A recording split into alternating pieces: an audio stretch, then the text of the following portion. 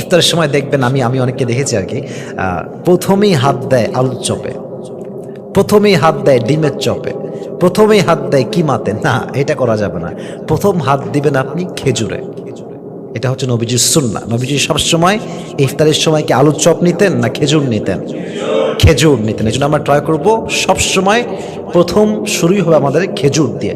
তারপরে আপনি পানি নেন, আপনি শরবত পান করেন, আপনি আলুর চপ নেন, ডিমের চপ নেন, that's not a big issue, but আপনি অবশ্যই শুরু করবেন খেজুর দিয়ে। রাজি আছেন তো ইনশাআল্লাহ?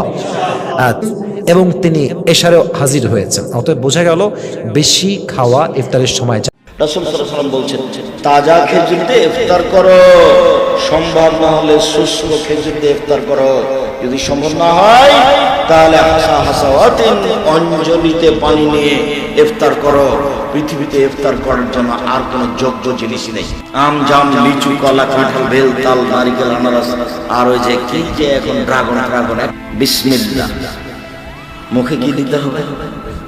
তাজা খেজুর। যদি সম্ভব না হয় তাহলে পানি। সারা পৃথিবীর মানুষের জন্য সহজ। কোন কোন খাবার দিয়ে সাহরি ও ইফতার করা সর্বোত্তম হবে? ইফতার এবং সাহরির জন্য সবচেয়ে উত্তম খাবার হলো খেজুর। নবী করিম সাল্লাল্লাহু আলাইহি সাল্লাম সাহরি সম্পর্কে বলেছেন, নেআমা সাহুরুল মুমিনি আত-তামার, ইমানদারের কতই না উত্তম সাহরি হলো খেজুর। তিনি ইফতার করতেন সাধারণত খেজুর দিয়ে, এবং যে খেজুর দিয়ে তিনি ইফতার করতেন সেটা ছিল আধা পাকা আধা কাঁচা। খেজুর সাধারণত গোড়ার অংশ থেকে পাকা শুরু হয়, এরপর আস্তে আস্তে মুখের অংশের দিকে যায়। গোড়ার অংশ থেকে অর্ধেক পেকেছে, নরম হয়েছে, আর বাকি অর্ধেক কচকচে কাঁচা। এই খেজুরকে বলা হয় রোতাব। নবী সাল্লাল্লাহু আলাইহি সাল্লাম এটা দিয়ে সাধারণত ইফতার করতেন। গরমের সময়, রমজান হলে এটা পাওয়া যায়। এটা যদি না থাকতো তাহলে সরাসরি সাধারণ যে খেজুর সেটা দিয়ে তিনি ইফতার করতেন, পুরো পাকা খেজুর দিয়ে ইফতার করতেন। অতএব ইফতারের জন্য খেজুর হলো সবচেয়ে উত্তম আইটেম। কিন্তু এটা জরুরি কোনো জিনিস না, আবশ্যক কোনো বিষয় না যে ইফতারের জন্য খেজুর হতেই হবে, খেজুর ছাড়া ইফতার হবে না, এমন কোনো কথা নেই। কেউ যদি বড়ই দিয়ে ইফতার করে রোজা হয়ে যাবে। কত মানুষ দামি দামি খেজুর দিয়ে ইফতার করে কিন্তু তার রোজা আল্লাহর কাছে কবুল হয় না। আবার অনেকে হয়তো সামান্য এক ঢোক পানি দিয়ে ইফতার করেন, অথবা অন্য কোনো খাবার দিয়ে ইফতার করেন, খেজুর কেনার সামর্থ্য নাই, কিন্তু তার রোজা আল্লাহর কাছে কবুল হয়ে গেছে। এই জন্য রোজার সাথে এই ইফতারের আইটেমের সম্পর্ক তেমন গভীর কোনো সম্পর্ক নাই। তবে হ্যাঁ, সামর্থ্য যখন থাকবে অনেক কিছুর, তখন খেজুরকে আমরা অগ্রাধিকার দেব সুন্নাহ হিসাবে। নবী সাল্লাল্লাহু আলাইহি ওয়াসাল্লাম, আল্লাহ আমাদেরকে তৌফিক দান করুন। ঠিক একইভাবে সাহরির জন্য এই একই খাবারকে বিশেষভাবে গুরুত্ব দেওয়া উচিত। সাহরিতে আমরা সাধারণত ভাত, মাছ যাই খাই না কেন, একটা খেজুর আমরা খেয়ে নিতে পারি, একটু খেজুর খেতে পারি, দুটা খেজুর খেতে পারি, তাহলে সেক্ষেত্রে আমাদের সাহরিতে খেজুর খাওয়ার যে সুন্নাহ সেটা আদায় হয়ে যাবে ইনশাআল্লাহ। আরেকটা গুরুত্বপূর্ণ বিষয় হলো যে খেজুরের মধ্যে প্রচুর পরিমাণে খাদ্য শক্তি আছে, অনেক বেশি এনার্জি আছে, যার কারণে খেজুর এটা যখন ইফতার এবং সাহরি উভয়টাতে খাওয়া হয় তখন রোজা রাখাটা মানুষের জন্য সহজ হয়।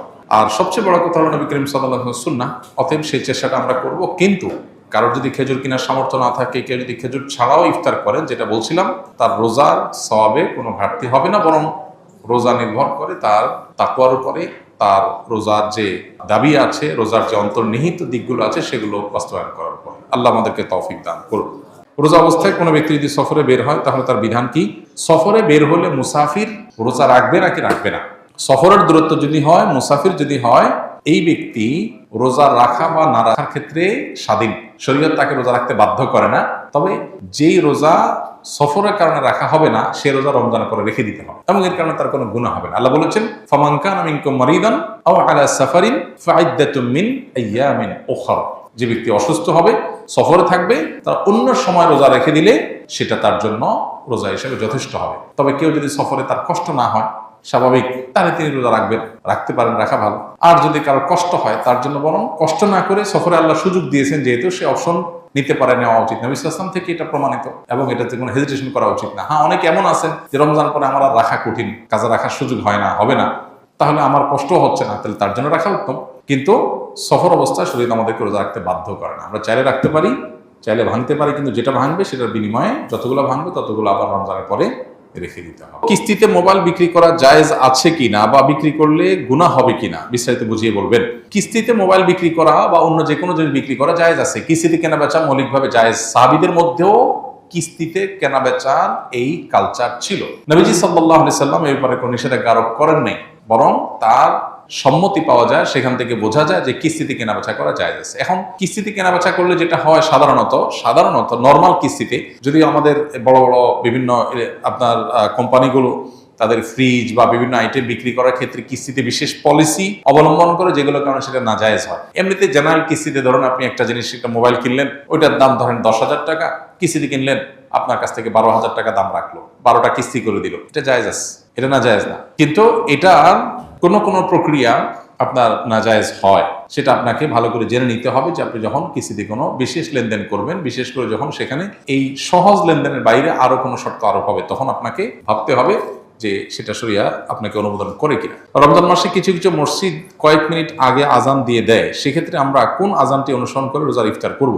সূর্য ডুবেছে এটা নিশ্চিত হয়ে গেলে আমরা ইফতার করতে পারবো। ইফতারের সাথে আসলে তো আজানের সম্পর্ক নাই, যদিও আমরা সূর্য ডুবার পরপরই আজান দিয়ে থাকি মসজিদগুলোতে, অতএব সূর্য ডুবার আজান দুইটাকে আমরা একই অর্থে ধরে নিয়েছি। যদিও ইফতারের টাইমিং এর সাথে আজানের সম্পর্ক নেই, সম্পর্ক কিসের?